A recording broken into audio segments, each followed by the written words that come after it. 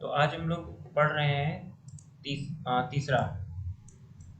तो क्या आप लोग मुझे बता सकते हैं कि तीसरे वाले में कितने रसायन हैं? 16। 16 सर। वेरी गुड, 16 हो गए। 16 पहले में कितने थे? पूरा सिस्टम बताइए। 6 पहले में 6 थे, दूसरे में 37 थे, 37 तीसरे में 16। 37 तो आज हम 16 लोग 16 प्रकार के रसायनों के बारे में पढ़ेंगे। तो माइक ऑफ कर लीजिए आप लोग, काफी शोर हो रहा है। तो सबसे पहले हम लोग ये बात करते हैं कि कर प्रचिति का नाम क्या है। ये आपके इंटरव्यू में पूछा जा सकता है। अगर आप इस टॉपिक को टच करेंगे, रसायन, और उसमें अगर आपने कर प्रचिति शब्द को हाईलाइट कर लिया तो एग्जामिनर आपसे पूछेगा। एग्जामिनर आपसे क्या पूछेगा कि कर प्रचिति का कर प्रचिति नाम क्यों पड़ा। तो सबसे पहले बात आप लोग को ये करनी कि इस अध्याय में हम हाथ से संग्रह किए हुए से स्टार्ट करेंगे। ऐसा नहीं कि सभी में आंवले का ही प्रयोग है, लेकिन स्टार्ट कहाँ से कर रहे हो वहीं पर चैप्टर का नाम पड़ जाता है। तो स्टार्टिंग ऑफ द चैप्टर कर प्रचिता नाम, तो यहाँ से स्टार्ट होता है। हम लोग सबसे इम्पोर्टेंट पॉइंट पर आज हम लोग बात करेंगे। तो देखिए, कर प्रचिति का क्या मतलब हुआ? हाथ से कलेक्ट किया हुआ आंवला, हाथ से कलेक्शन ये बताया जा रहा है। तो ये देख लीजिए, आंवलक ब्रह्म रसायन है। मतलब ब्रह्म रसायन तो है लेकिन आंवले वाला ब्रह्म रसायन है। तो पूछा जा सकता है इसका रेफरेंस क्या है, तो आपको थर्ड वाला करना होगा, यानी 1.3।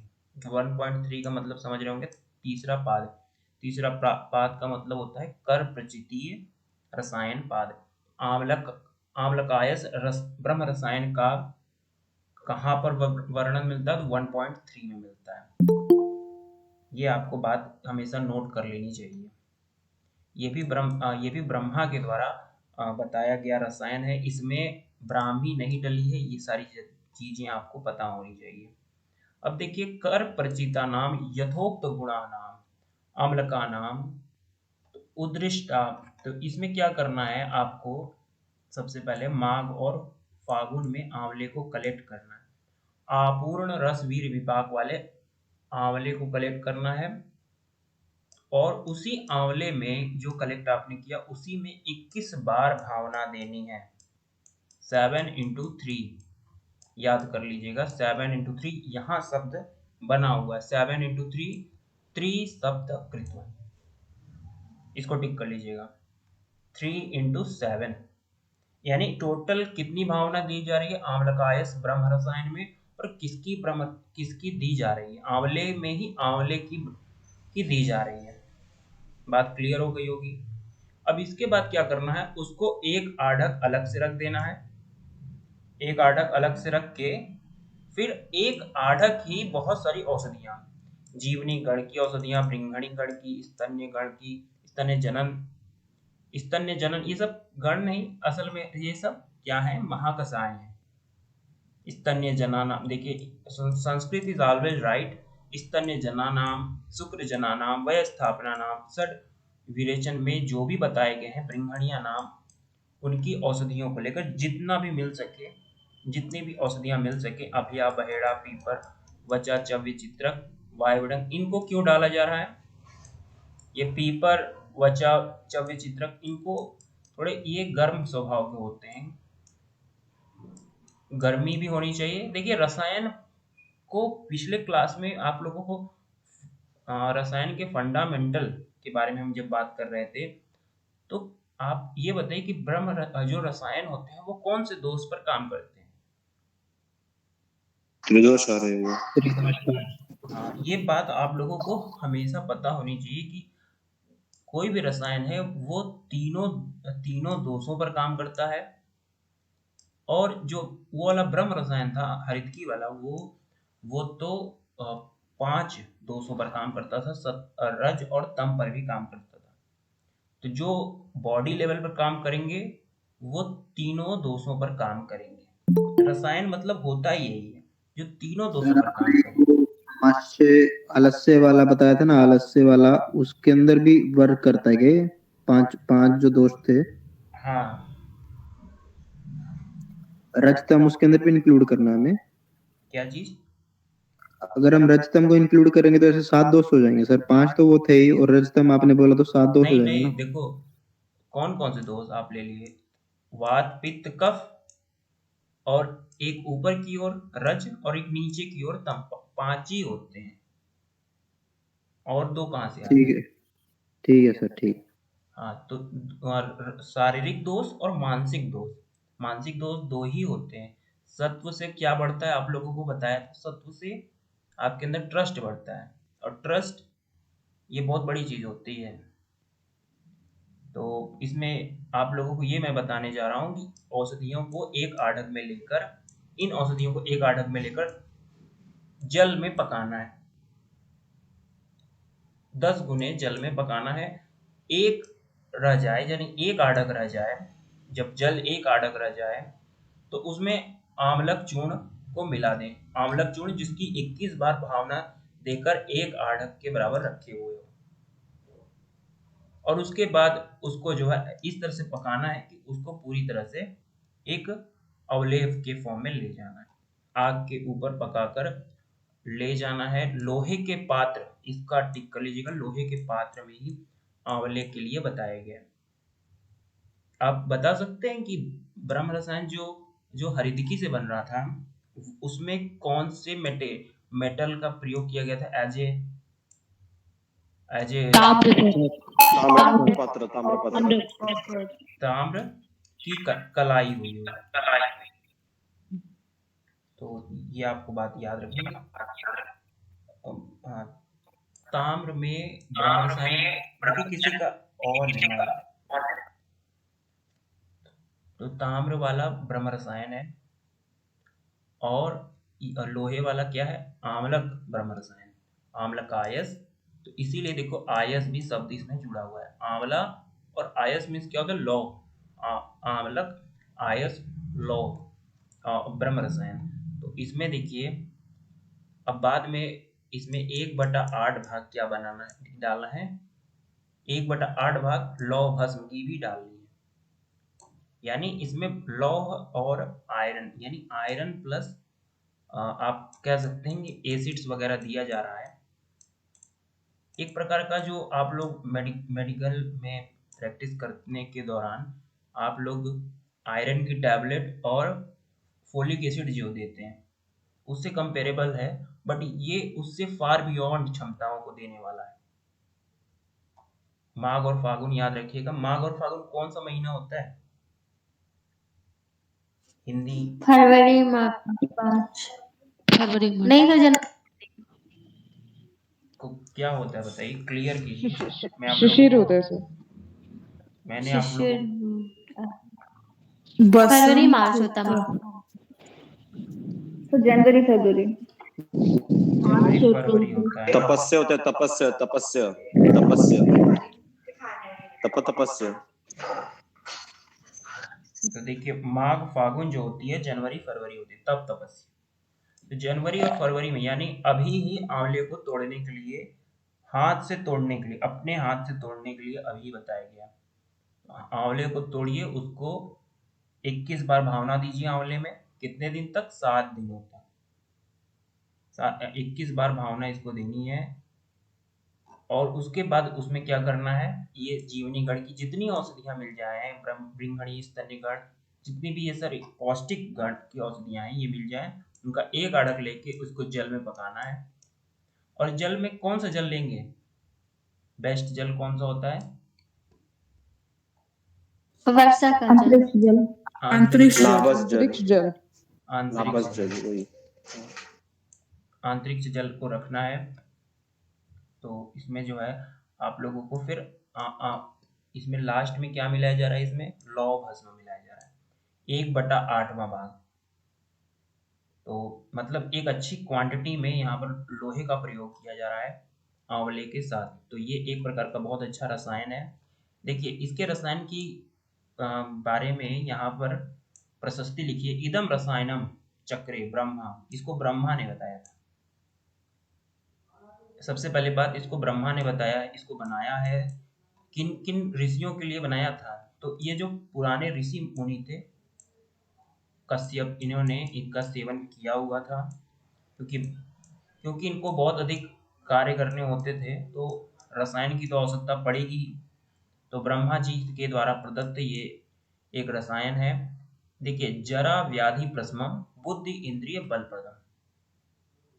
तो ये इंपॉर्टेंट पॉइंट है, यहाँ से इदम से टिक कर लीजिएगा इसको। जरा मीन्स होता है बुढ़ापा, व्याधि का, इन सभी का प्रशमन करता है। तो कोई भी औषधि है वो 3 प्रकार के कार्य करती है। एक रसायन का कार्य, एक इसको र बना लीजिए, रसायन का कार्य, दूसरा वाजीकरण का कार्य, तीसरा रोग उपशमन, यानी किसी बीमारी को समाप्त करने के लिए जो है व्याधि प्रशमन, व्याधि वी से कर लेते हैं व्याधि। तो एक औषधि 3 प्रकार का कार्य करने वाली होती है, बट उसकी विशेषता किस विभाग में है ये हम लोग अलग तरीके से बात करते हैं। किसी को रसायन में डाल देते हैं, किसी को वाजीकरण में, किसी को व्याधि प्रशमन में। आगे हम लोग बात करते हैं। देखिए, ये जो रसायन आपने बनाया है, पहली बात तो ये ब्रह्मा ने बनाया है।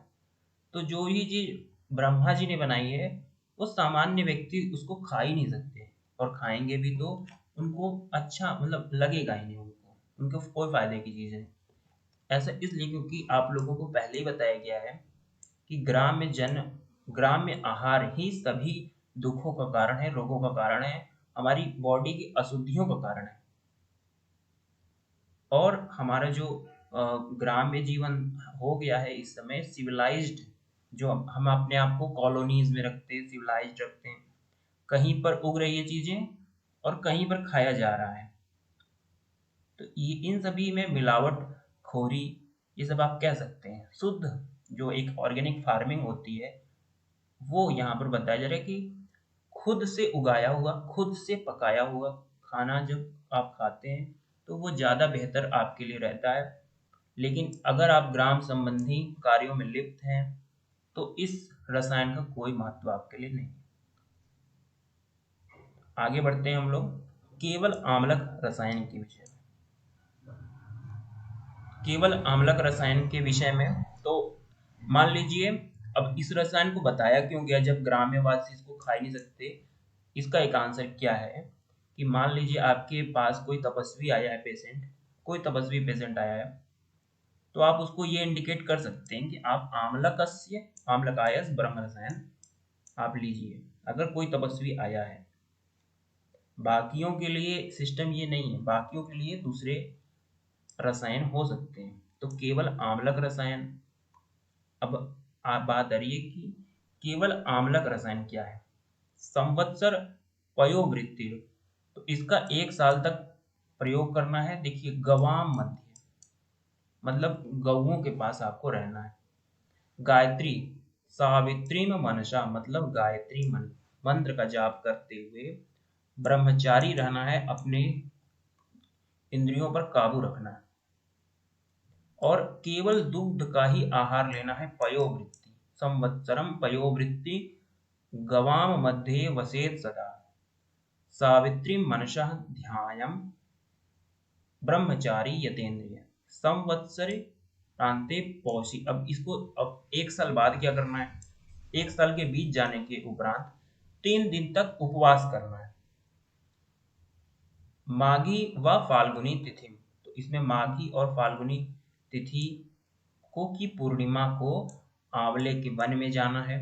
देखिए, इसमें थोड़ी सी बातें विशेष हैं कि आंवले के वन में प्रवेश करें और उस वन में बड़े और अधिक जो अच्छा पेड़ है उसके ऊपर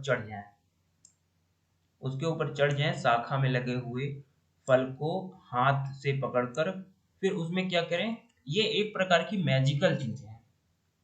मैजिकल ओमकार का जाप करते हुए एक मंत्र का उच्चारण करें। उस मंत्र को क्या बोलते हैं उस मंत्र में?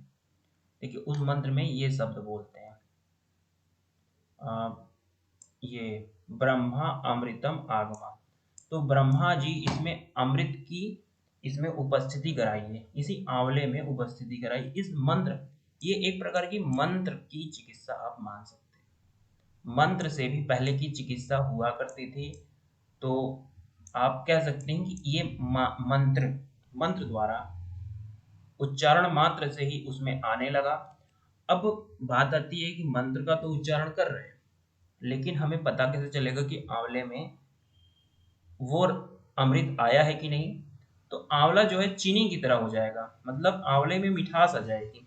आंवले में एक अलग प्रकार की शर्करा मधु मधु कल्पानी स्नेहवंती मृदुनी च, ये लक्षण उसमें आने लगेगा।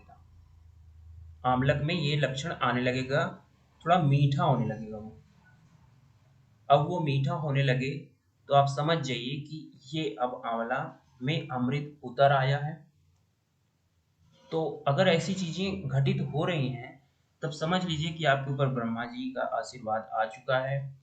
इस प्रकार के जितने आंवले को नियम पूर्वक ब्रह्मचारी व्यक्ति सेवन करता है उतने ही वर्ष वो युवा होकर जीता है।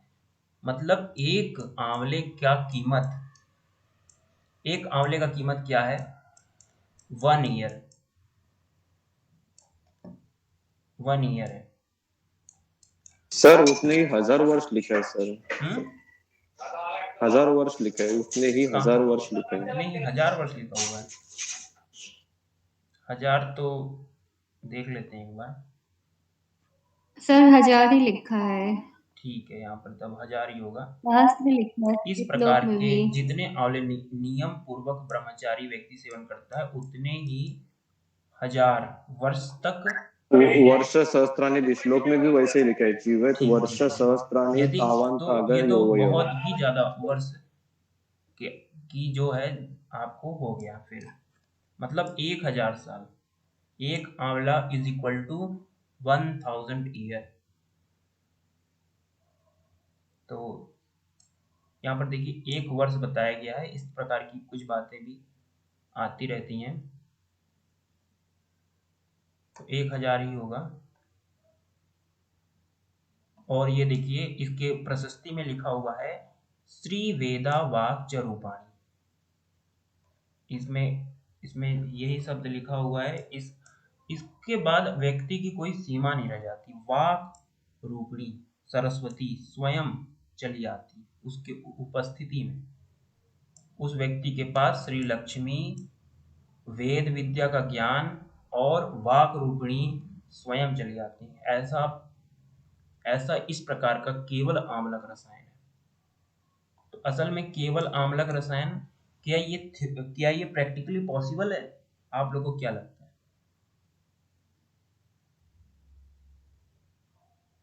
किसी को कुछ बोलना है इसके विषय में तो बोल सकता है। पॉसिबल होगा तभी तो, मतलब थोड़ा टफ है, पॉसिबल आई थिंक हो सकता है। हाँ, पॉसिबल तो मेरे हिसाब से मुश्किल लगता है, क्योंकि कैसे अभी जो मतलब कायिक वाचिक पाप भी होते हैं ना कभी कभी। जब पहले के समय में सर पॉसिबल था, बट आज के समय में थोड़ा। हाँ बिल्कुल ये बात सही है क्योंकि आपकी। तभी सत्ययुग था ना, अभी कलयुग है तो कुछ ना कुछ तो हाथों से गलती हो ही जाती है।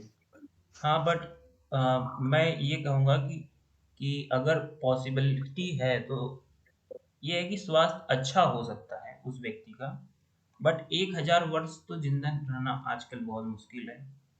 और एक आंवले, मतलब आजकल ये मैं बता रहा हूँ कि मुश्किल हो जाएगा। इतना नहीं, इतना आप एक्सपेक्ट नहीं कर जी सकते। सर, इम्यूनिटी उसका बढ़ जाएगा, ऐसा बोल थोड़ा सकते हैं बहुत मतलब। उसकी इम्यूनिटी बढ़ेगी और उसकी मानसिक संतुलन भी अगर बिगड़ा हुआ होगा तो सही हो जाएगा, क्योंकि मंत्रों का उच्चारण कर रहा है वो व्यक्ति। अब बात करते हैं हम लोग लौहवादी रसायन के विषय में। तो लौहवादी रसायन में क्या करना है कि आपको तिल के समान मोटा जो है और 4 अंगुल और तिल के समान मोटा हुआ एक एक चद्दर लेना है, जो आयरन लेना है, लोहा लेना है, उसको अग्नि तप्त करना है। एक लेना है लोहा और उसको अग्नि तप्त करके उसको क्या करना है, उसको अग्नि तप्त करके रेड हॉट करना है। रेड हॉट के बाद उसको 5 चीजों के स्वरस में आपको मिलाना है, जैसे त्रिफला के क्वाथ में, गो के मूत्र में, मालकांगनी के क्षार जल में, इंगुदी के क्षार जल में, पलाश क्षारोदक में। तो तो इसको बुझाते बुझाते क्या होगा उसके साथ, कि उसका एक तो सरफेस एरिया इतना ज़्यादा है कि वो धीरे धीरे गलने लगेगा, और ये पाउडर फॉर्म में जो निकलता जाए उसको रखते जाएंगे। और उसके बाद इसमें जो है, इसमें क्या कुछ मिलाएंगे, मधु और आंवले के रस में मिश्रित करके घृत भावित मिट्टी के घड़े में रख देना है, और फिर उस लेह को जौ की राशि में गाड़ देना है। जौ की राशि मतलब अगल बगल जौ रहेगा, उसके बीच में उस घड़े को गाड़ देना है, और बीच बीच में 1 वर्ष के लिए गाड़ना है, याद रखिएगा 1 वर्ष के लिए इस प्रकार के लौह आदि रसायन को गाड़ना है, लेकिन 1-1 महीने पर आलोडित करते रहना है। आलोडित करने का क्या उद्देश्य है, कि ताकि यूनिफॉर्म मिक्सिंग ऑफ मटेरियल्स होता रहे, यूनिफॉर्मली मिक्स होती रहे चीजें। आलोडन बहुत जरूरी है इस प्रोसीजर में, क्योंकि ये हाँ पूछना था, हम्म, वो घृत भावित मतलब घृत को अंदर से लगाना है क्या, घृत को उसमें ऐड करना है, कैसे नहीं मतलब समझा नहीं, नहीं घृत मतलब। भावित जो मिट्टी का घड़ा है ना, उसमें घृत को अंदर अंदर अंदर अंदर पोंछ देना। जैसे आप हाँ रुई ओके, लीजिए, अंदर लगाना है मतलब कल रुई के जैसा, एक मतलब वो एक बताए थे वो। कॉटन का कपड़ा लीजिए, उसमें रुई डुबोइए और अंदर हाथ डाल के पूरा का पूरा इसमें लगा दीजिए। इससे क्या होता है कि इसकी इससे इसका कांटेक्ट नहीं, डायरेक्टली नहीं होता, एक एक प्रकार की लेयरिंग बन जाती है। कंटामिनेशन प्रिवेंट हो जाएगा। हाँ, और इससे बाहर भी चीजें नहीं आएंगी, क्योंकि इसमें पोर्स भी होते हैं। अब इसमें देखिए 1 साल बीत जाए तो तब इस रसायन का प्रयोग मधु और घृत से करना चाहिए। इसमें और भी सारी चीजें लिखी हुई हैं, ये टिक कर लीजिएगा। तीक्ष्ण आयासम पत्राणि वहनी वर्णानि साधयेत्, चतुर अंगुल दीर्घाणि तिल उत्सेद धातुनि च। इसको टिक कर लीजिएगा। ये सिलेक्शन ऑफ आयरन, किस प्रकार आयरन होना चाहिए ये बताया जा रहा है। आगे देखिए, ये शब्द को टिक कर लीजिएगा। नाभि धात चा आतंकी, मतलब ना उसमें जरा का कोई आतंक होगा, ना मृत्यु का, ना अभिघात का, मतलब आदमी जो है लोहा के समान हो जाएगा, आयरन मैन बन जाएगा, इस प्रकार आप कह सकते हैं। ना तो उसको किसी अभिघात का डर है, ना ही कोई जरा है। वैसे तो जरा जो है होती है, जर्जर हो जाती हैं स्टील्स बहुत बड़ी, और कोई मृत्यु भी नहीं। लेकिन एक प्रकार का इसमें बहुत दिनों का एक रसायन आ रहा है, लोहा के गुण आपकी बॉडी में आ जाएंगे, लौह पदार्थ के गुण इसमें आ जाएंगे। सदृशम स्याद प्राणा सदा चा अति बले इंद्रिय। अब इसके अंदर आपके बल और इंद्रिय की वृद्धि भी होगी। ये देखिए महाधन शब्द है, इसी को मैं समझाने वाला हूँ यहाँ पर। धीमान यशस्वी वाक सिद्धि श्रुतधारी महाधन, यहाँ पर शब्द आ रहा है महाधना। तो लौह आदि रसायन शब्द में ये महाधन का प्रयोग किया गया है। महाधन, इसका कैसे समझेंगे, कि जैसे मान लीजिए किसी को धनवान मानने का एक तरीका होता है कि उसके पास क्या चीज, मतलब उसके पास लोहे कितने हैं, उसके पास स्टील कितनी है। जैसे आप स्टील हो गया या लोहा हो गया, ये सब क्या है, एक प्रकार के प्रोडक्ट्स है। ये सब मार्केट में प्रोडक्ट्स होते हैं, और जितने जिसके पास होते हैं वो उतना धनाढ्य होता है, उसके पास उतनी कवच की सुरक्षा भी होती। जैसे हमारे पीएम नरेंद्र मोदी जी हैं, वो उनकी जो वाहन होती है उस पे कई लेयर की बख्तर चढ़े होते हैं, और हमारी आर्मी के जो वाहन होते हैं उसमें भी कई लेयर की स्टील लोहा चढ़े होते हैं। तो वो दिखा रहा है कि महाधना एक प्रकार का महाधन है। एक शब्द और आएगा लास्ट में जिसमें सोने की बात की जाएगी, वहां पर धन्य शब्द का प्रयोग किया जाएगा। तो इन दोनों में ही कॉन्ट्राइंडिकेशन मत कीजिएगा कभी भी। महाधन लोहादी रसायन है, और धन्य शब्द स्वर्ण आदि के लिए आएगा, अभी आएगा वो मैं बताऊंगा। क्योंकि सोना पाकर आप धन्य हो जाते हैं, ये इसी से बताया जाएगा। तो इसमें आपको इस प्रकार से देना है। आगे बढ़िए, ये देखिए अयस्कृति बनाने का एक प्रकार का विधान है। ये भस्म नहीं बनाई, ये अयस्कृति बनाने का विधान है। तो लौह चूर्ण बनाना है तो इस प्रकार आप बना सकते हैं। आगे हम लोग बात कर रहे हैं ऐंद्र रसायन के विषय में। ऐंद्र रसायन में देखिए बहुत ज़्यादा विद्वत तो नहीं है इसमें, लेकिन सभी औषधियाँ 3 इसमें ऐंद्र रसायन में क्या क्या है, ब्राह्मी डली हुई है, ये बात आपको याद रखना है। ऐंद्रीय, फिर ब्राह्मी, मीठावच, ब्रह्म, सुवर्चला, ये सारी औषधियों को कितने मात्रा में लेना है, 3 यौ की मात्रा में। 3 यौ की मात्रा में लेना है। 2 यौ की मात्रा में क्या लेना है, सोने को लेना है। सुवर्णम को 2 मात्रा, बाकी औषधियों को 3 मात्रा। बात आती है कि विष, आप बता सकते हैं ये विष है क्या? वत्सनाप होगा सर। हाँ बिल्कुल सही जवाब है, वत्सनाभ को ही विष बोलते हैं। और जब भी विषों की बात होती है तो तिल प्रमाण, उसका प्रमाण बहुत कम रखा जाता है। तिल प्रमाण में ऐंद्र रसायन में रखना है, तिल प्रमाण में वत्सनाभ का प्रयोग करना है। देखिए वत्सनाभ को ऐंद्र रसायन में रखा गया है। असल में जो बात आती है कि हार्ट किस प्रकार से फंक्शन करता है, तो हार्ट के फंक्शनिंग में 2 प्रकार की चीजें होती हैं, एक आयोनोट्रोपिक इफेक्ट, एक क्रोनोट्रोपिक इफेक्ट। तो कुछ औषधियाँ पॉजिटिव आइनोट्रोपिक होती हैं, कुछ औषधियाँ निगेटिव आइनोट्रोपिक होती हैं। कुछ औषधियाँ पॉजिटिव क्रोनोट्रोपिक, क्रोनो शब्द है CHRONO, इसे क्रोनो शब्द को टाइम को डिनोट करने वाला होता है।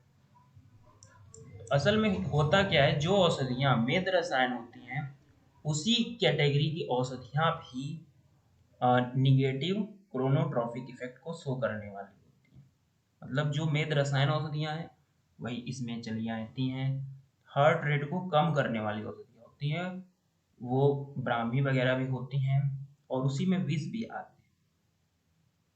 तो ये बात थोड़ा सा ध्यान दीजिएगा कि विष भी एक अच्छा निगेटिव क्रोनोट्रोपिक इफेक्ट को शो करने वाली औषधि है, हार्ट के रेट को कम करती है। सर क्रोनोट्रोपिक डिजीज माने इंक्रीजेस हार्ट रेट। निगेटिव देखिए क्रोनो मतलब होता है time taken to complete one आप कह सकते हैं 1 cycle of the heart. Time taken by drug और साइकिल, कैसा है? साइकिल तो पॉजिटिव भी होगा, निगेटिव भी होगा। निगेटिव वाला हार्ट रेट को घटाएगा कि बढ़ाएगा, यही बातें यहाँ पर सोचने वाली होती हैं कि निगेटिव वाला बढ़ा रहा है। देखिए पॉजिटिव आइनोट्रोपिक इफेक्ट बढ़ाता है, पॉजिटिव आइनोट्रोपिक इफेक्ट बढ़ाता है, और निगेटिव आइनोट्रोपिक इफेक्ट भी बढ़ाता है हार्ट रेट को। तो हार्ट रेट इंक्रीजेस, तब पॉजिटिव क्रोनोट्रोपिक इफेक्ट में ये सारी चीजें आएंगी, पॉजिटिव में आएंगी, विष वगैरह जो आएंगी पॉजिटिव में आएंगी। इसी में ही ऐंद्र रसायन, ब्रह्म, ये जो ब्रेन टॉनिक्स होते हैं, शंख पुष्पी, ये सारे इसी में रहते हैं। हार्ट अटैक में सर फिर निगेटिव में कौन आएगा, फिर निगेटिव में कौन से ड्रग आएंगे? निगेटिव में आपको अर्जुन मिल जाएगा, अर्जुन हो गया, यानी हार्ट रेट को बढ़ाने वाले अर्जुन, कॉफी, कैफीन। लेकिन देखिए कॉफी और कैफीन हार्ट रेट को भी बढ़ाती है, ब्लड प्रेशर को भी बढ़ाती है ना, लेकिन ये तुरंत बढ़ाने वाली होती हैं। This is not for long term application के लिए कॉफी, मतलब चाय, वो इफेक्ट वाइज किया है क्या? हाँ इफेक्ट वाइज किया है क्या इफेक्ट कैसे? वाइज टी और कॉफी हार्ट रेट को बढ़ाती हैं, हार्ट रेट को टी और कॉफी बढ़ाती हैं। लेकिन लॉन्ग टर्म की बात करोगे तो अर्जुन आ जाएगा इसी में, अर्जुन। लेकिन जो पॉजिटिव क्रोनोट्रोपिक इफेक्ट है, यानी टाइम को बढ़ा दे रहा है, उसमें विष आते हैं। बात समझने वाली है कि विष वाले जैसे कनेर वगैरह इसमें आते हैं, हार्ट रेट को कम करते हैं। करवीर हाँ करवीर, तो कनेर हो गया, करवीर हो गया, हार्ट रेट को कम करने वाले औषधियाँ होती हैं। विष होती है, लेकिन विष जब हो गई तो देना नहीं है, तो देते क्या है असल में, आप लोग बता सकते हैं? असल में ये विष वाले होते हैं, पॉजिटिव क्रोनोट्रॉपिक इफेक्ट। तो विष की जगह क्या दे सकते हो? विष नहीं देना अलाउ है पेशेंट को, तो क्या देना चाहिए? मेध रसायन देना चाहिए। मतलब जैसे शंख पुष्पी, ये जो क्लास ऑफ मेडिसिन है जिसमें ब्रेन टॉनिक्स होते हैं, ब्रेन को आराम देने वाले, पैरासिम्पैथेटिक सिस्टम को एक्टिवेट करने वाले, पैरासिम्पैथेटिक। तो ये बात आप लोगों को समझनी होगी, एक बार फिर से पढ़िएगा अगर बात नहीं समझ में आई। Positive chronotropic effect, negative chronotropic effect, inotropic effect heart से रिलेटेड बहुत ही इंपॉर्टेंट है। सर इसका कोई क्लासिफिकेशन होगा तो सेंड करेंगे क्या ग्रुप पे? हाँ, मैं भेज दूंगा आपको। और एक और बात मैं आपसे पूछना चाहता हूँ, ये बताइए कि हार्ट जो होती है, हार्ट में जो कोरोनरी आर्टरी होती हैं, हार्ट में कोरोनरी आर्टरी होती हैं, उसमें उसमें ब्लड कब आता है? सिस्टोल में कि डायस्टोल में? सिस्टोल और डायस्टोल में कोरोनरी आर्टरी, मतलब blood supply to the heart happen when diastole में आता है, डायस्टोल। डायस्टोल में आता है डायस्टोल सर। में। डायस्टोल वेरी में। गुड, डायस्टोल में आता है। यही एक विशेष बात है हार्ट की, कि हार्ट सिस्टोल करके पूरे शरीर को देता है और डायस्टोल करके खुद को भी अपने शरीर की, अपने हार्ट की जरूरतों को पूरा करता है। तो हार्ट कब खुश रहेगा? जब डायस्टोल अच्छा रहे। जब सिस्टोल बहुत अधिक जाता है तो उसको परेशानियां होती हैं। तो हार्ट रेट लो रहने से हार्ट को बहुत आराम रहता है। तो जो मेदकारक औषधियां हैं वो इसी कैटेगरी में है, पॉजिटिव क्रोनोट्रॉपिक इफेक्ट में। तो यहाँ पर देखिए विष का प्रयोग बताया गया है, इंद्र रसायन के विषय में, बाकी ब्राह्मी ये सब भी डाला हुआ है। तो इससे एक दिमाग लगाया जा सकता है कि क्यों इस प्रकार की चीजें की जा रही थी। तो सुवर्ण भस्म इसमें डाला गया है। क्या क्या मात्रा देख लीजिए, स्वर्ण भस्म की 2 यौ, तिल की विष की तिल समान, बाकी औषधियों की 3 यौ की प्रमाण लेना। और अगर हम बात करें इसकी प्रशस्ति की, तो जरा व्याधि प्रशमम स्मृति मेधा करम परम। अगर बात आ जाए कि ये स्मृति की जगह पर बुद्धि आ जाए तो ये आम्लक ब्रह्म रसायन वाला हो जाएगा। आम्लक आयस ब्रह्म रसायन में आप लोग को देखने को मिल जाएगा। यही कोटेशन वहां पर भी है। तो चलिए आगे बढ़ते हैं हम लोग। ये जो टॉपिक है ये इतना मोस्ट इम्पॉर्टेंट है, most important points of this chapter, पूरे संहिताओं का ही ये सबसे इम्पोर्टेंट है। मेद रसायन यानी दिमाग के लिए सबसे अच्छी औषधियाँ। तो ये किस में आप रखोगे? तो इसमें आप रख सकते हो कि पॉजिटिव क्रोमोट्रॉपिक इफेक्ट यानी टाइम को बढ़ाने वाला होते हैं ये सारे, पैरासिम्पैथेटिक नर्वस सिस्टम को एक्टिवेट करने के लिए। तो बात आती है इनका क्वेश्चन क्या आता है यूपीपीएससी में बता रहा हूँ या एमपीपीएससी में। तो क्वेश्चन आएगा कि मंडूक पर्णी का क्या यूज करते हैं, यष्टि मधु का कैसे यूज करते हैं, गुड़ूची का क्या यूज करते हैं और शंखपुष्पी का क्या। देखिए यहाँ 2 ही चीजें हैं, एक स्वरस है और एक कल्क है।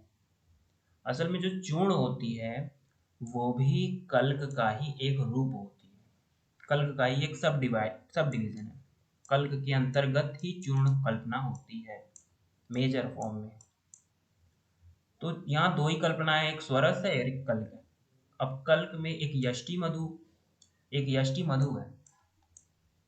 तो कभी भी आप लोग देखे होंगे यष्टि मधु को दूध के साथ चूर्ण फॉर्म में लेने के लिए लोग कहते ही हैं, यष्टि मधु चूर्ण लेके आते हैं और दूध के साथ उसको पीते हैं। तो ये एक अच्छा मेद रसायन है। तो कल्क जो है किसका होगा? शंखपुष्पी का होगा।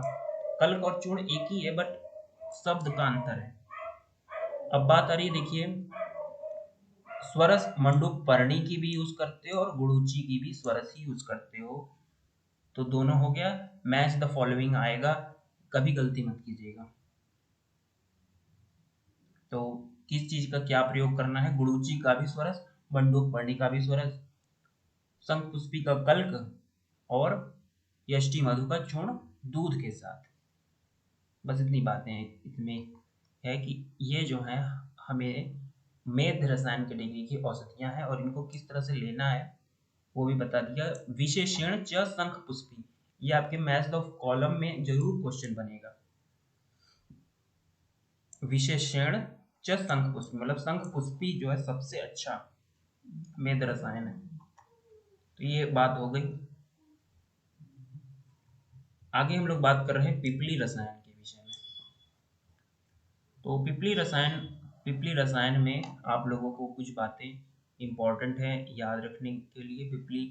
पिपली रसायन, तो इसमें देख लीजिए पंचौ सप्त पंच अष्टौ सप्त और 10 पिपली मधुर सर्पिषा।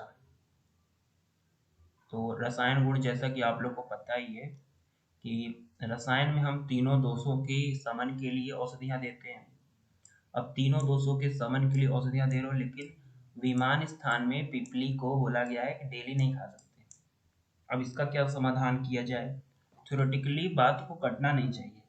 कभी भी आप सृजनात्मक कार्य करें, थ्योरेटिकली चीज़ों को लिखना का प्रयास करें, तो आपकी प्रीवियस थ्योरी आपके न्यू वाले थ्योरी को कॉन्ट्राइंडिकेटेड नहीं होनी चाहिए। इसका आपको ध्यान रखना पड़ता है। तो आचार्य चरक ने भी इस बात को ध्यान रखा। तो उन्होंने क्या किया कि इन औषधियों को किसके साथ लिया जाता है आप लोग जानते ही हैं। इन औषधियों को मधु और घृत के साथ हमेशा लेने के लिए विधान किया गया, मधु और घृत के साथ। तो मधु और घृत जो है लॉन्ग टर्म एप्लीकेशन ऑफ पिपली के जो भी दुष्प्रभाव हैं उनको शांत कर देते हैं। आप लोग को पता होगा ना कि किन किन चीजों का क्या क्या मना किया गया है, कोई किसी को याद है? सिंपली क्षार लवण। हाँ, सिंपली पिपली क्षार और क्षार लवण। और लवण का प्रयोग बहुत दिनों तक नहीं करना चाहिए, क्योंकि इससे तीनों होता रस को बढ़ा देते हैं, क्या बढ़ा देते हैं? त्रिदोष कारक होते हैं, त्रिदोष को बढ़ा हाँ, देते हैं। त्रिदोष कारक हो सकते हैं और भी कई इम्प्लीकेशन और भी समस्याएं क्रिएट कर सकते हैं। तो हम क्या करते हैं, लॉन्ग टर्म एप्लीकेशन जब भी करेंगे तो घृत और मधु के साथ ही इनका सेवन करेंगे, ताकि वो बैलेंस कर दे, किसी भी चीज़ को बैलेंस करने का काम करती है। एक बात ये हो गई। दूसरी बात हम आप करेंगे कि रसायन गुण को चाहने वाले एक व्यक्ति 1 वर्ष तक अपने अग्नि बल के अनुसार, देखिए 5, 7, 8 और 10, तो ये जो है अपने अग्नि के बल के अनुसार, अगर ये बहुत कमजोर अग्नि वाला है तो 4, मध्यम है तो 7, 8 और बहुत तीव्र अग्नि है तो 10 पिपली के कपड़ छन्न चूर्ण को मधु और घृत के साथ सेवन करना। ये बहुत इजी है। 3 प्रकार के 3 तरीके बताएंगे और उनको जो है बहुत इजी है। 3 पिपली का प्रयोग प्रातः काल, भोजन के पूर्व और भोजन के पश्चात कर लेना चाहिए। इसमें कोई भी नहीं किया जा रहा है, डायरेक्ट पिपली खाई जा रही है। 3 पिपली प्रातः काल, भोजन के पूर्व 3 पिपली और 3 पिपली ही देखिए पश्चात काल लेनी चाहिए। तो ये यहाँ पर शब्द लिखा हुआ है संस्कृत में। फिर उसके बाद तीसरा तरीका क्या है कि रसायन गुण की इच्छा वाले पुरुष के लिए उचित है कि पलाश के क्षारोदक, ये पलाश क्षारोदक वाला भी इम्पोर्टेंट है। किंसुक क्षार, किंसु जो है पलाश को बोलते हैं, इसके क्षार बनाई जाती है। क्षार जल बनता है, उसी में जो इसको भावित करके पीस के गोघृत में भूनकर मधु और घृत के साथ उसको सेवन करने से, देखिए जो पिपली होती है वो कफ का शमन करती है अपने उष्ण वीर्य के कारण। तो जितने भी कफज विकार होंगे, वैसे तो ये रसायन है बट जितने भी कफज वाले बीमारियां होंगी उनको खत्म कर देगा, जड़ से खत्म कर देगा। जेतुम कासम क्षयम शोषम श्वासम हिक्का गला भयम, तो इन सब रोगों को समाप्त कर रहा है। देख लीजिए, इसको टिक कर लीजिए। काश, श्वास, क्षय, कोई भी पुराना रोग हो, क्रोनिक पेशेंट्स, श्वास की समस्या, आप क्या बोलेंगे? पिपली रसायन का सेवन कीजिए। अर्शांसि गृहिणी दोषाम पांडुता विषम ज्वरा, तो विषम ज्वर में भी इसको देते हैं। अर्श और गृहिणी दोष में वैश्वर्यम पीनसम सुफम गुल्मम वात बलास्तम। अब बात आती है कि वात बलासक ज्वर में किस रसायन का सेवन निर्दिष्ट किया गया है। तो आपका क्या आंसर रहेगा? पिपली रसायन। वात बलासक, ये वात को भी समाप्त करता है। ये बात आपको समझ लेनी है कि वात बलासक ज्वर चरक आचार्य ने चिकित्सा स्थान में मेंशन नहीं किया है अपने तीसरे अध्याय में, बट यहाँ पर रेफरेंस यहाँ पर मिलता है वात बलासक का, जो कि पिपली रसायन इसका एक रसायन है, पिपली रसायन के अंतर्गत विवरण में आया है। आगे बात हम लोग इसकी करेंगे, इसके बारे में अब हम लोग आगे बढ़ते हैं। क्या कौन सा रसायन है? पिपली वर्धमान रसायन। तो आप लोग कल जो वर्धमान रसायन पढ़ाया गया था उसमें हम किस रसायन के बारे में बात किए थे? भल्लातक। भल्लातक भल्लातक रसायन। रसायन। तो आप मुझे बताइए कि लिमिटेशन ऑफ चरक, मतलब चरक का क्या लिमिटेशन, कितने भल्लातक का प्रयोग था एक दिन? 30 30 तक था। 32 एक दिन में 30 और टोटल 1000, टोटल 1000 टोटल था। 1000। टोटल 1000 सभी का है। 1000 वो तो 1000। एक कॉमन बात है। चरक का बताइए 10 से 30। सुश्रुत का क्या था? 70 तक। 1 से 70, 1 to 70 तक। 1 से 70 तक। और वाग्भट का क्या था? 40 दिन। 1 से 40 8 से 40 तक। 8 से 40 था। तो ये आपको बात याद रखनी चाहिए। तो वर्धमान पिपली रसायन यहाँ पर मेंशन किया गया है, यहाँ पर मतलब चिकित्सा स्थान के 1.3 में तीसरे पाद में विवरण में आया है। और इसमें क्या, इसमें भी 1000 लिमिटेशन कर दी गई। जब भी कोई चीज वर्धमान में है तो यहाँ पर देख लीजिए 1000 पिपली का प्रयोग अधिकतम मात्रा में कराना है। और उसी तरह दूध में उबालना है और पिपली को फेंक देना है और दूध को खा लेना है, दूध को पी लेना है। बाकी अगर पिपली को अगर खाने की बात आ जाएगी तो यहाँ पर देख लीजिए, इन पिपलियों का सेवन बलवान पुरुष को पीस कर, तो ये बात अलग है, 10 दिन तक प्रतिदिन क्रम से 10 पिपली को बढ़ाते हुए, तो 10 पिपली को बढ़ाते हुए यानी 10, 20, 30, 40, 50 इस प्रकार से जाएगा सिस्टम। तो 10, 20, 30, 40, 50, 60, 70, 80, 90, 100 इस प्रकार कुल 10 दिन में ये 550 पिपलियों का प्रयोग करवाते हैं। फिर उसके बाद ह्रास कराना है और इसके बाद यहाँ पर आ जाएगा 450 पिपली का प्रयोग। उत्कर्ष और अपकर्ष फॉर्म में टोटल मिलाकर 1000 पिपली का प्रयोग वर्धमान पिपली रसायन के रूप में कर लेना है।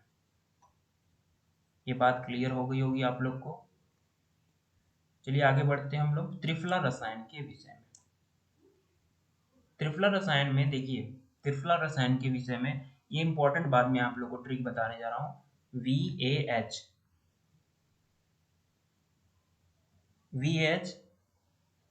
क्या है? तो VH में लिख लीजिएगा VAH, उसके नीचे लिख दिया 241 और V देखिए V क्या है कि भोजन के पहले, और इसमें देख लेते हैं एक बार क्या लिखा हुआ है। भोजन के पहले, फिर भोजन के बाद, और फिर जो है भोजन के पच जाने पर। ये है जीर्णांते, ये जीर्णांत है, ये भोजन के बाद है, ये भोजन के पहले है। तो इसमें त्रिफला का इस प्रकार प्रयोग है कि अलग अलग त्रिफला का प्रयोग है। देखिए वी से विभिदकी को 2 लेना है, भोजन के पच जाने पर हरण का 1 चूर्ण, हरण का देखिए जीर्णांते एक हरण का चूर्ण, भोजन के पहले 2 बहेड़े का चूर्ण, देखो पहले दो बहेड़े यानी विभीतिकी का दो खाना खाने के पहले। भोजन के बाद कितना है? आमलकी का 4 मतलब चार आंवले का चूर्ण मधु और घी के साथ 1 वर्ष तक प्रयोग करना चाहिए।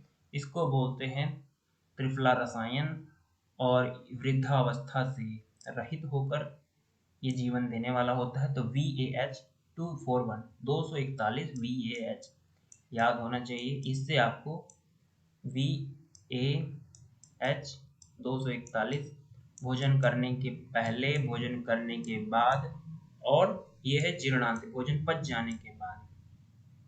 हरड़ का 1 प्रयोग, आंवले का 4 प्रयोग भोजन करने के बाद, विभीतिकी का भोजन करने के पहले 2।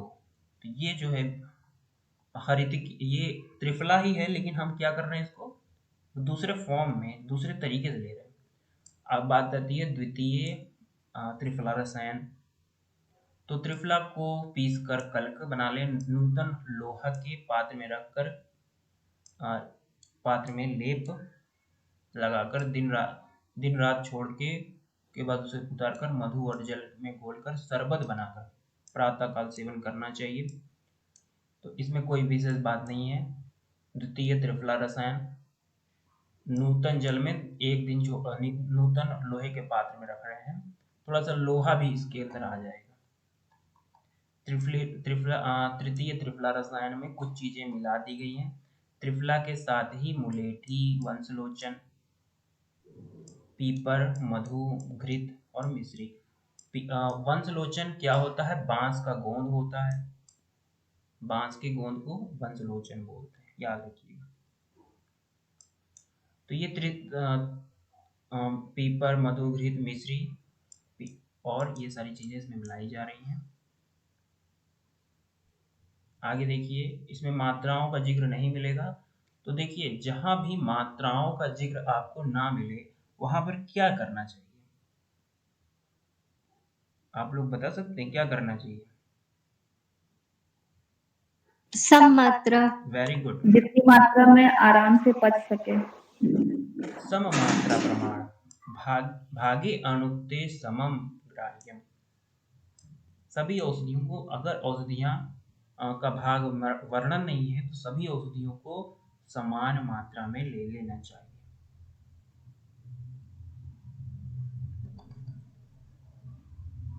मतलब ये मैन्युफैक्चरिंग के दौरान है।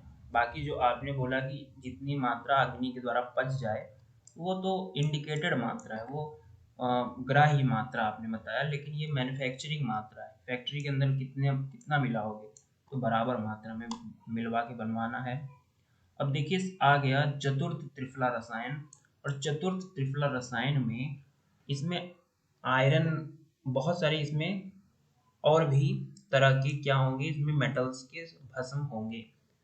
तो सभी धातुओं की भस्में, जैसे रजत भस्म, ताम्र भस्म, रौप्य भस्म, और सर्वलौहे सुवर्णे वचया मधु सर्विसा, वचा का प्रयोग इसमें बताया गया है।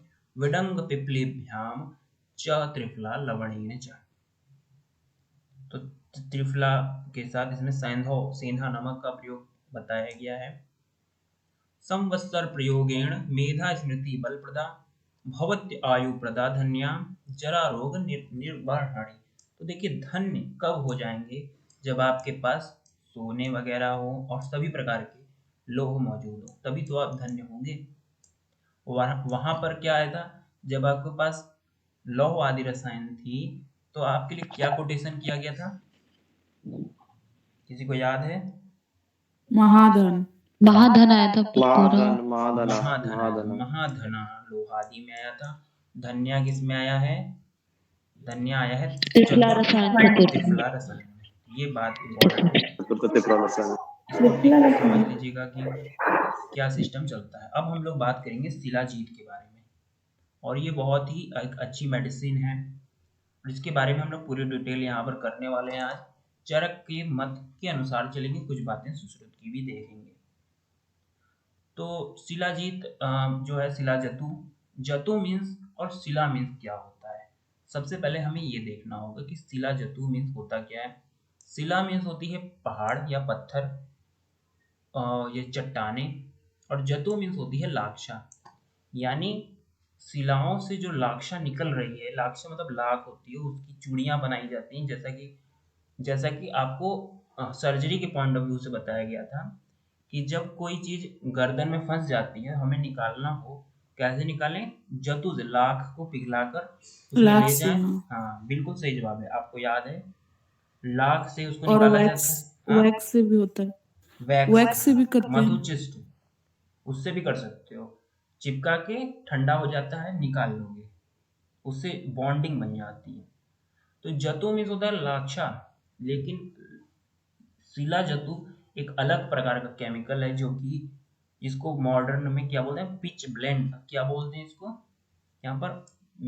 मिनरल पिच बोलते हैं, मिनरल पिच बोलते हैं, शिला जतु बोलते हैं, शिलाजीत बोलते हैं। और इसका जो है सुश्रुत में दो प्रकार के केमिकल से मिलकर बना हुआ बोला गया है, सीसा और क्या? रांगा। तृपवादी नाम तो लोहा नाम, ये जो है श्लोक आपको यहाँ पर मिल रहा है। तो इसमें आप लोगों को ये समझना होगा, सुश्रुत ने शिलाजीत, सीसा और रांगा से उत्पन्न माना है, लेकिन चरक ने 4 प्रकार के लौह धातुओं से मिलकर बना हुआ माना गया है, सुवर्ण, रजत, ताम्र और लौह। अब इसके रस गुण विभाग के बारे में बात कर ले रहे हैं। तो रस इसका अनम्ल व कषाय है। विपाक इसका कटु है, पचने के बाद ये कटु है, हल्की हो जाती है। बात याद रखिएगा कि चरक ने कितने विपाक माने हैं? 3 विपाक माने हैं। 3। और सुश्रुत ने कितने विपाक माने हैं? 2। दो। ये बात आपको तैयार रहनी चाहिए हमेशा, किसी की बुक पढ़ रहे हैं तो फंडामेंटल ये जानकारी होनी चाहिए। तो कसाय अम्ल, विपाक कटु है इसका। वीर क्या है? अनुष्ण, अनुष्ण अनुशीत, मतलब अनुष्ण शीत। इसका क्या मतलब होता है कि ना तो बहुत ठंडा है, ना तो बहुत गर्म है, मतलब बहुत अधिक ठंडा भी नहीं है, बहुत अधिक गर्म भी नहीं।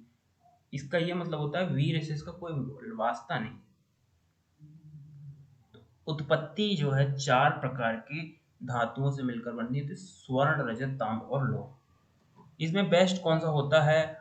तो लौह वाला बेस्ट होता है, लोहा वाला बेस्ट होता है। बेस्ट क्यों होता है लोहे वाला? क्योंकि ये जो है त्रिदोष सामक है। देखिए, कोई भी चीज दुनिया की बेस्ट नहीं हो सकती, बेस्ट नहीं हो सकती, कोई भी चीज दुनिया में बेस्ट नहीं होती। बात आती है कि जरूरत किसकी थी। हमें इस अध्याय में रसायनों की जरूरत है, तो रसायन कार्य के लिए त्रिदोष सामक ही हमें लेना होगा। तो लोहा जो है त्रिदोष सामक है, तो लोहे वाले शिलाजतु को बेस्ट माना जाए कि त्रिदोष सामक है।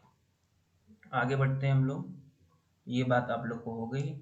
ये वृक्ष भी है, रसायन भी है, और रोगों को भी समन है। यही 3 चीज होती है, रसायन, वृक्ष और रोगनुत। 3 ही कार्य अगर मेडिसिन के अंतर्गत है तो मेडिसिन बहुत ही अच्छी है। पिच ब्लेंड, मिनरल पिच है, ये देख लीजिए, मिनरल पिच है, अच्छे से लिख लीजिएगा। इसको क्या बोलते हैं? जतु मीन्स होता है लाक्षा। अब बात आ रही है कि ये होता क्या है कि वैशाख, ज्येष्ठ और वैशाख, ज्येष्ठ और वैशाख को इंग्लिश में कौन सा मंथ बोलते हैं, आपको पता है? मई जून। मई जून। मई जून। ज्येष्ठ और मई और जून। या अप्रैल और मई? नहीं सर, मई जून, अप्रैल को चैत्र बोलते हैं। मई जून रहेगा सर। मई जून होएगा, मई जून। ठीक है, मई और जून आप लोग की बात मैं मान लेता हूँ, लेकिन हमारे हिसाब से अप्रैल मई सर। अप्रैल मई होगा। बाकी आप लोगों का अगर मत है तो देख लेंगे।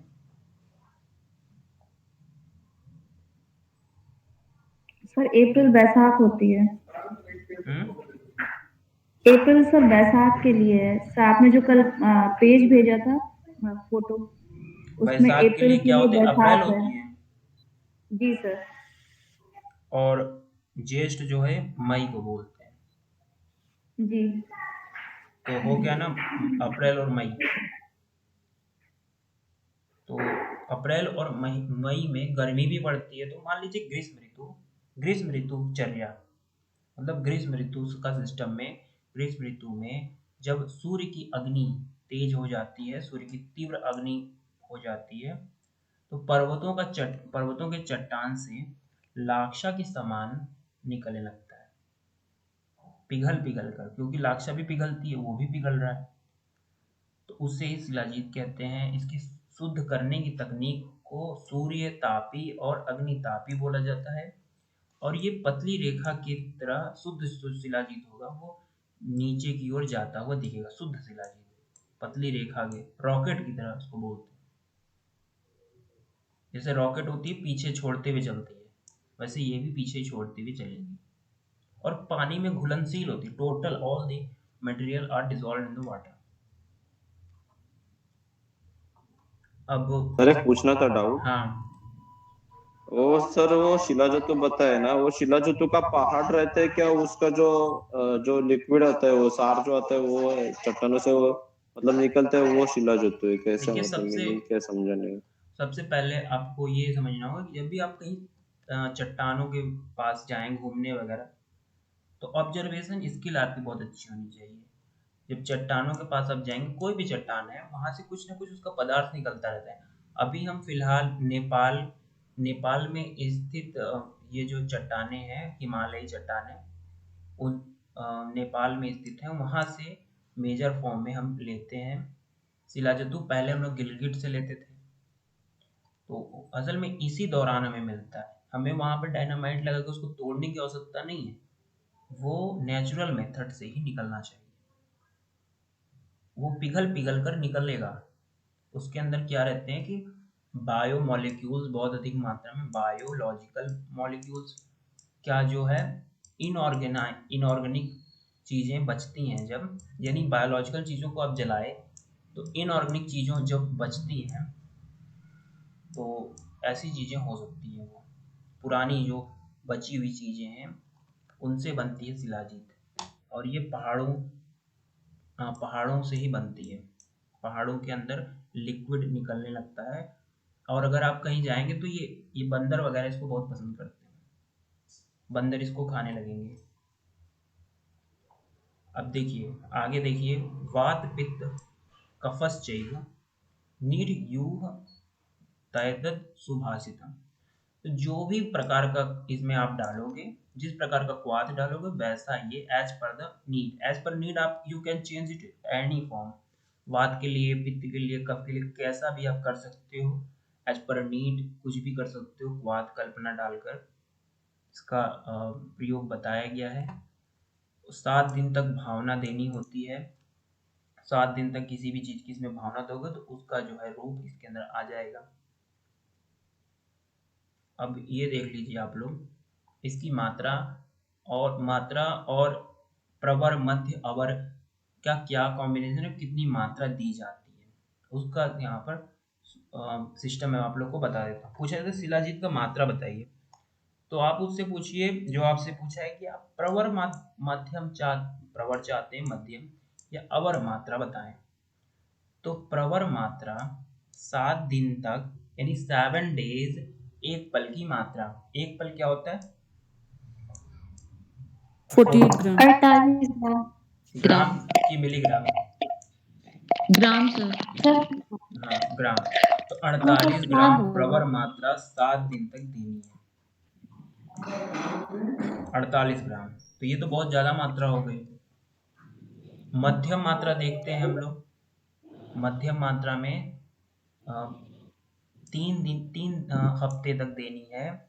1/2 पल, 1/2 पल मतलब 24 ग्राम। 24 ग्राम। 24 ग्राम। तो ये भी सर 3 हफ्ते या 3 डेज? ये जो है 3 वीक। 3 वीक्स ही होगा, 1 हफ्ता अब एक ही दिन तो रसायन लोगे नहीं, देखो एक हफ्ता ही लोगे, 3 हफ्ते 7 हफ्ते, थोड़ी लंबा चलता है रसायन, थोड़ा लंबा ले चलना पड़ता है। एक बटा तो वो चार 7 days नहीं 7 week है। हाँ वो 7 हाँ वीक 7 सप्ताह लिखा है ना, 7 सर सप्ताह, ऊपर लिखा भी है। 7 सप्ताह। और मात्रा देख लीजिए, एक आधा 1/4, 7 3 1, ये हो गई इसकी मात्राएं। अब बात आती है मोस्ट इंपॉर्टेंट पॉइंट, जरा व्याधि प्रशमनम, देह देह दाढ़ करम परम, देह को दृढ़ता लेने में सबसे अच्छा है। मेधा स्मृति धन्यम क्षीरांसी तत्प्रयोजित, इसमें भी धन्य का धन्यम है, ऐसा इसलिए क्योंकि चारों चीजें यहाँ पर विद्यमान है। सारी चीजें असल में रस रत्न समुच्चय वगैरह लोग बोलते हैं कि दुनिया का हर केमिकल कॉन्स्टिट्यूएंट शिलाजीत में मौजूद है। और चरक में ये भी कहा गया है कि ऐसा कोई रोग नहीं है, साध्य रोग, जो शिलाजीत के प्रयोग से शांत न हो सके। अभी आएगा वो कोटेशन भी आएगा, तो आप लोग इसमें देख सकते हैं। मेजर काम क्या करता है, एंटी हेलमिंथिक, एंटी सेप्टिक और मधुमेह के रोगों में लाभकारक होता है। बहुत सारे मधुमेह के रोग हैं, शुक्रमेह, मधुमेह, इस तरह की जो प्रमेह रोग हैं इसमें दिया जा सकता है। ये बॉडी में क्या करता है कि बॉडी में क्या कार्य करता है, बॉडी में देखिए स्टेरॉयड देना हमें नहीं चाहिए, बट नेचुरल स्टेरॉयड दे सकते हो, नेचुरल स्टेरॉयड का काम करता है ये। तो कहीं भी दर्द वगैरह ज़्यादा हो रहा हो तो आप शिलाजीत स्टार्ट करिए, दर्द कैसे गायब होगा आपको खुद नहीं पता चलेगा।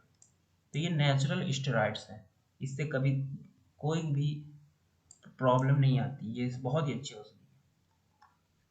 आगे बढ़ते हैं हम लोग, देखिए शिलाजतु की उत्पत्ति।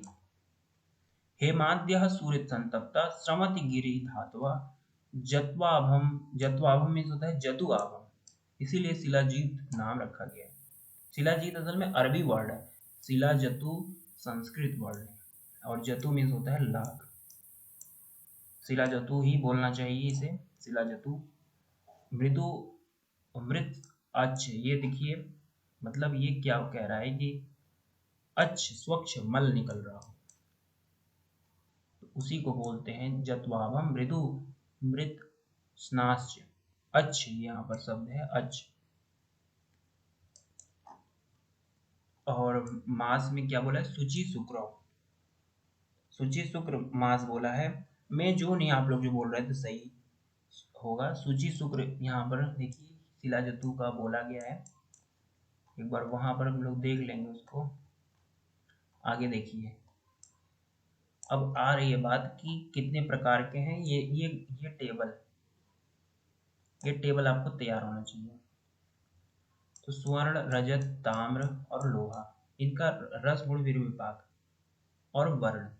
तो स्वर्ण वाला मधुर और तिक्त होता है। किसी को देखिए स्वर्ण देख लेता है तो उसकी मति क्या हो जाती है, भ्रष्ट हो जाती है, यानी मति पर प्रभाव पड़ता है स्वर्ण का। रजत कटु, अब कटु किसी को उपहार के स्वरूप में दे दोगे तो उसका स्वभाव कटु हो जाएगी, चांदी का क्यों मुझे दे रहे हो, मुझे सोने का क्यों नहीं दे रहे हो, इसीलिए कटु हो गया। ताम्र शिलाजतु जो है तिक्त होता है, ताम्र टी फॉर 30 दोनों ही त से शुरू हो रहे हैं तो तिक्त और ताम्र। लौह शिलाजतु यही बेस्ट होता है, यही त्रिदोष होता है, त्रिदोष सामक है।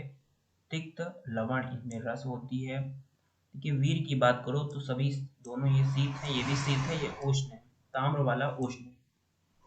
कुछ लोग बोलते हैं कि स्वर्ण वाला उष्ण है, लेकिन यहाँ पर देखिए ताम्र वाला उष्ण है।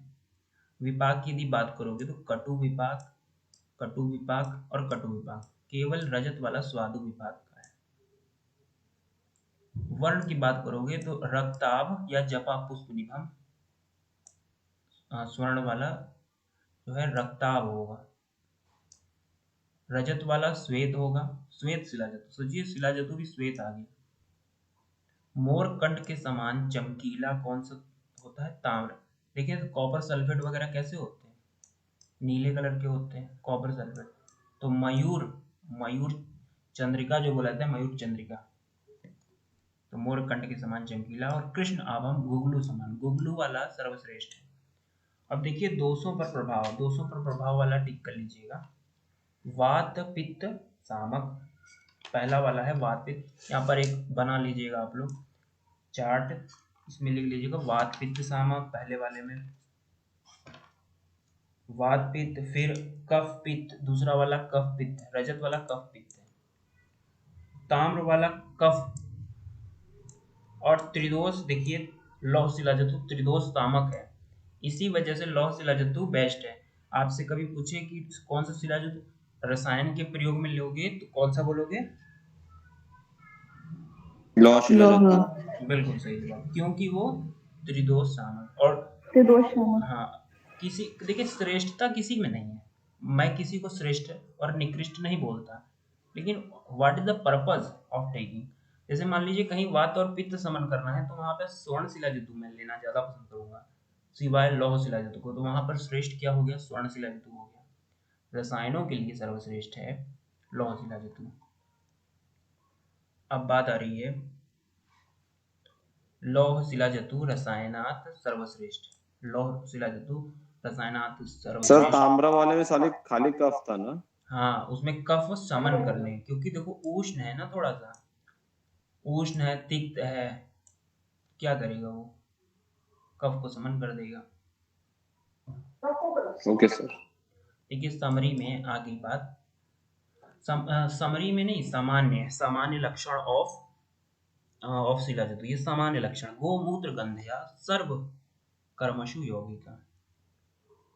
तो इसमें क्या बात लिखी जा रही है? इसमें देखिए सभी प्रकार के जो हैं वो गोमूत्र के समान होते हैं और ये चारों सभी कर्मों में प्रयुक्त होते हैं, परंतु रसायन प्रयोग के अंतर्गत लौह शिलाजतु बेस्ट होता है। तो ये बात आप लोग को समझ में आ गई होगी। रसायन के लिए कौन सा है? ताम्र देखिए कफ को, लौह शिलाजतु वात, सभी चीजें यहाँ पर मेंशन्ड है। कभी भी चार्ट फॉर्म में रहती है चीजें तो गलती नहीं होती है, इसलिए हो गया। अब बात आती है कि ये पूछा जाता है कि ये बताइए कि शिलाजतु सेवन में पथ्य और अपथ्य, यानी कि शिलाजतु सेवन के दौरान हमें किस चीज का, कैसे आहारों का और कैसे औषधों का सेवन नहीं करना चाहिए। आहारों में विदाही और गुरु अन्नपान, विदाही अन्नपानों को नहीं लेना चाहिए। और देखिए अगर आप इसे कुल्थी ले रहे हैं, कुल्थी का तो सर्वथा त्याग कर देना चाहिए। कुल्थी तो जो भी हमारा जो शिलाजीत है वो असल में चट्टानों से मिलकर बना है, और कुल्थी जो है चट्टानों को तोड़ने का काम करती है। तो अगर हम शिलाजीत प्रयोग कर रहे हैं हम अपने आप को चट्टान बनाने के लिए, तो उसमें डिस्टर्बेंस पैदा कर सकता है कुल्थी। कुल्थी और विदाही अन्न गुरु अन्न नहीं खाना है। अब इसके बाद देखिए क्या आ गई बात, शिलाजीत को दूध, सुक्त, मांसरस, गोमूत्र अनेक क्वाथों में घोलकर दोष और रोगों, ये वही बातें कि दूध में, सुक्त में, मांसरस में, यूज में, दाल में, गोमूत्र। ये बताइए यूज में जो यूसें होती हैं वैदल, वो उसमें कौन सा मेनली रस होता है? वैदल या द्विदल, कौन सा रस होता है? मधुर, अम्ल, लवण, कटु, तिक्त, कषाय। 6 ऑप्शन है आपके पास। तिक्त सर, तिक्त सर, तिक्त प्रधान रहते हैं। यूज मतलब अरहर की दाल, चने की दाल, ये जो दालें होती हैं। कषाय, कषाय रस। वेरी गुड, धान पर कषाय रस होती है, कषाय, कषाय रस होती है वैदल में।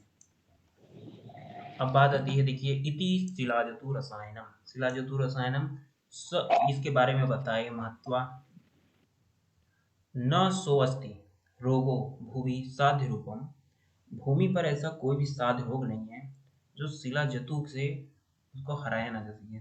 शिलाढ्यम यम न जयेत तत्काल योग, तो इसको अलग अलग योग से